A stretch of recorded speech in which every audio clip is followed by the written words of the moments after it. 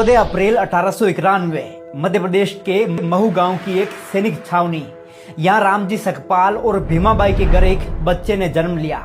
नाम रखा गया भीवा। लेकिन भीवा का बचपन संघर्षों से भरा रहा। सिर्फ 5 साल की उम्र में उनकी मां का साया उनके सर से उठ गया। इसके बाद उनकी बुआ ने उनकी परवरिश की जिम्मेदारी संभाली। 1894 में पिता रामजी सकपाल आर्मी से रिटायर्ड होकर सतारा आ गए। यहाँ भीवा को प्रताप सिंह हाई स्कूल में दाखिला दिला दिया गया। पर स्कूल क्या था, एक मैदान था सामाजिक भेदभाव का। बच्चों से अलग बिठाया जाता, पानी तक नहीं पीने दिया जाता। पर उस बच्चे ने हार नहीं मानी। जातिगत शोषण को सहते हुए 4th कक्षा पास कर डाली। 1897 में पिता बॉम्बे चले गए और कुछ साल बाद भीवा को भी बुला लिया गया। अब दाखिला हुआ एल्फिंस्टीन हाई स्कूल में, एक ऐसा स्कूल जहां दाखिला लेने वाले वो पहले अछूत थे। शिक्षकों की उपेक्षा, सामाजिक तिरस्कार। फिर भी 1907 में भीवा ने मैट्रिक्स पास कर डाली।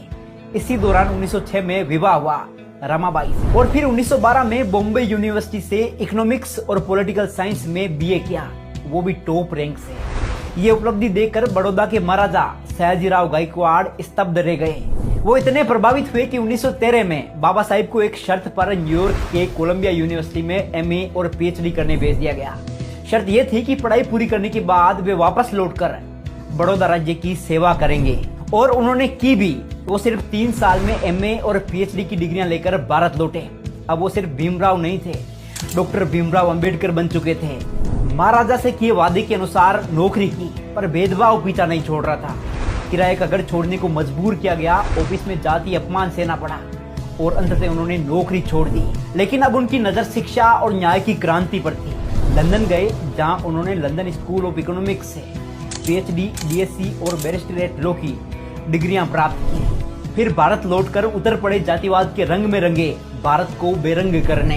बाबा साहिब ने महिलाओं, दलितों, आदिवासियों और पिछड़े वर्गों के अधिकारों के लिए संघर्ष की मशाल जलाई। वो आवाज बन गए आशा और अधिकार की। धीरे धीरे उन्हें हर कोई जानने लगा था। अब वो बाबा साहिब डॉक्टर भीमराव अंबेडकर बन चुके थे, एक नाम जो सामाजिक न्याय का प्रतीक बन चुका था।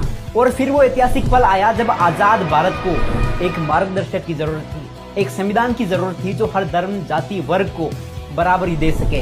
तब सबकी नजरें एक ही व्यक्ति पर टिकी। बाबा साहिब को भारत का संविधान निर्माता नियुक्त किया गया। उन्होंने ये जिम्मेदारी दिल से निभाई।